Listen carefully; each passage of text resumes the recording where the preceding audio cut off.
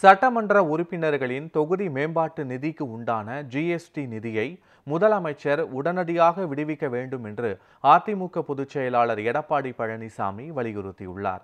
இது தொடர்பாக அவர் தனது எக்ஸ் பக்கத்தில் வெளியிட்டுள்ள பதிவில், சட்டமன்ற உறுப்பினர் தொகுதி மேம்பாட்டு நிதியில் மேற்கொள்ளப்படும் பணிகளுக்கு உண்டான ஜிஎஸ்டி வரியை அரசே செலுத்தும் என்று அரசாணை வெளியிடப்பட்ட பின்னும் இதுவரை ஜிஎஸ்டி வரிக்கான நிதியை தமிழக அரசு விடுவிக்கவில்லை என்று செய்திகள் தெரிவிப்பதை சுட்டிக்காட்டியுள்ளார். இதனால் சட்டமன்ற உறுப்பினர் தொகுதி மேம்பாட்டு நிதியில் மேற்கொள்ளப்பட்டு முடிவுற்ற பணிகளுக்கு உண்டான நிதியை மாவட்ட ஆட்சியர்கள் விடுவிக்காமல் சிரமப்படுவதாக எடப்பாடி பழனிசாமி தெரிவித்துள்ளார்.